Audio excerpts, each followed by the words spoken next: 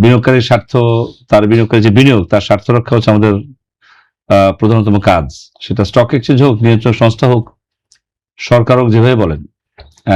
এই ঘটনাগুলিতে স্পষ্ট দেখা যাচ্ছে যে বিনিয়োগকারীর স্বার্থ চূড়ান্তভাবে লঙ্ঘিত হচ্ছে বা তার স্বার্থ রক্ষার জায়গা একেবারেই শূন্য। দেশ, রাষ্ট্র, সরকার, স্টক এক্সচেঞ্জ, নিয়ন্ত্রণ সংস্থা বা যতগুলো অনুষঙ্গ আছে তারা সকলে মিলে কিন্তু বিনিয়োগকারীর স্বার্থ রক্ষা করতে পারেনি। আসলে একটা দীর্ঘদিনের যদি রাজনৈতিক আপনি দুঃশাসন দেখেন বা অপশাসন দেখেন বা জবাবদিহিতার অভাব, মানে সিস্টেমেটিক যদি অ্যান্সারেবিলিটি বা জবাবদিহিতা যেটা বলি আমরা সেখানে না থাকে, স্থিতিপত্র বা ব্যালেন্স শিট যদি স্বচ্ছতার অভাব থাকে, সেখানে যদি সঠিক তথ্যপাত্র না থাকে, কোম্পানিগুলো থেকে যারা আর্থিক প্রতিষ্ঠানগুলো খাতগুলোকে পরিচালনা করেছে, সেটা বাংলাদেশ ব্যাংক বলেন, সর্বোচ্চ নিয়ন্ত্রণ সংস্থা বলেন, যারা এফআইডি, অর্থ মন্ত্রণালয়, সকলের তত্ত্বাবধানে যেভাবে একটা প্রতিষ্ঠান, আর্থিক প্রতিষ্ঠানে চলবার কথা ছিল সেভাবে কিন্তু আমরা চলতে দেখিনি। বসুন্ধরা ডায়াপেন্ট এখন আরো উন্নত। এই hot air through top sheet দ্রুত শোষণ করে সোনামণিকে দেয় কোমল অনুভূতি। আমরা ব্যাংকগুলো থেকে দেখেছি সীমাহীনভাবে ব্যাংকের বা আর্থিক প্রতিষ্ঠানগুলো থেকে টাকার লুটপাট এবং নয়ছয় হয়েছে। ফলে এটা একটা রিয়াকশন বা একটা প্রতিঘাত তো আসবেই।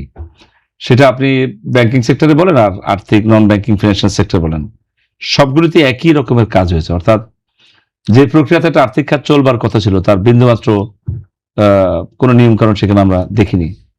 আমরা দেখেছি যে একজন ব্যক্তির হাতে একটা দেশের রাষ্ট্র ব্যবস্থার সবগুলো ব্যাংকের একটা পুঁজি একজন ব্যক্তির হাতে যেতে পারে। অর্থাৎ সিস্টেমের এত গাফিলতি, সিস্টেমের এত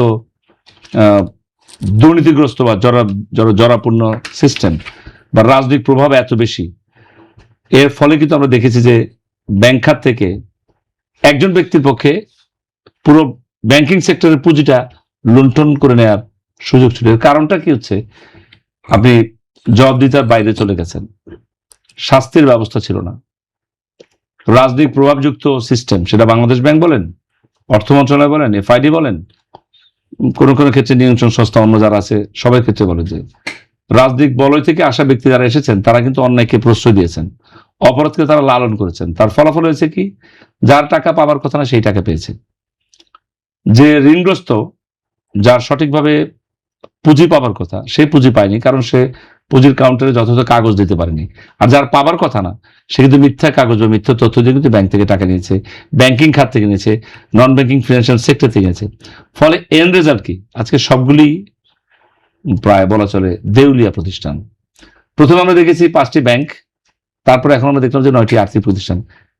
সুতোর মালা কিন্তু একটাই, সিস্টেম কিন্তু একটাই, অপরাধীও জোটবদ্ধ, এবং পুরোটাই কিন্তু রাজনৈতিক মতাদর্শের ব্যক্তিদের দ্বারাই কিন্তু ঘটনাগুলি ঘটেছে। আর যারা বেনিফিশিয়ারি তারা হচ্ছেন যারা এই সিস্টেমের সাথে যুক্ত ছিলেন। ফলে এই দুর্ঘটনা বা এই পরিণতি আসাটা ছিল তো অবশ্যম্ভাবী এবং সময়ের ব্যাপার ছিল মাত্র।